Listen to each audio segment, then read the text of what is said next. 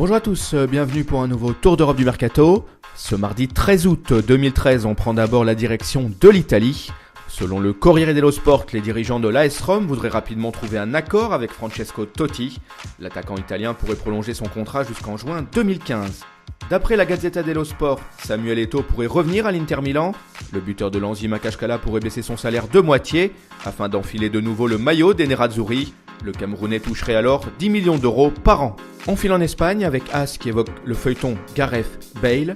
Pour le moment, l'ailier gauche garde le silence au sujet de son futur. Le Gallois espère toujours que Tottenham et le Real Madrid vont s'entendre pour valider son transfert cet été.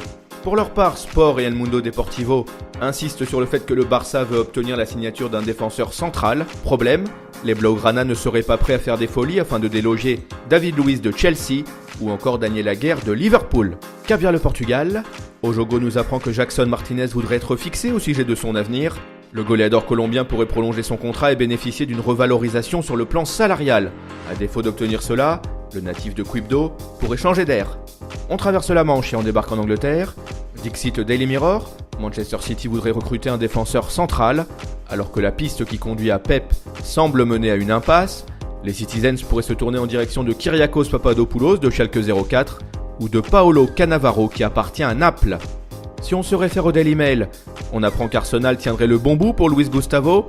Le milieu brésilien du Bayern serait prêt à rejoindre les Gunners. Le club allemand pourrait toucher 16 millions d'euros au passage. À en croire le Daily Star, les clubs qui veulent recruter Geoffrey Kondogbia pendant ce mercato connaîtraient son prix. En clair, le milieu tricolore vaudrait 20 millions d'euros. Arsenal, Chelsea et Manchester United savent ce qu'il leur reste à faire pour remporter le sprint final. Voilà, c'est tout pour aujourd'hui. On se retrouve très vite pour un nouveau tour d'Europe. En attendant, vous pouvez suivre en temps réel l'actualité dédiée au transfert sur le site de Top Mercato. Nos applis pour mobile et tablette, sans oublier nos chaînes YouTube et Dailymotion, sont aussi à votre disposition. À bientôt.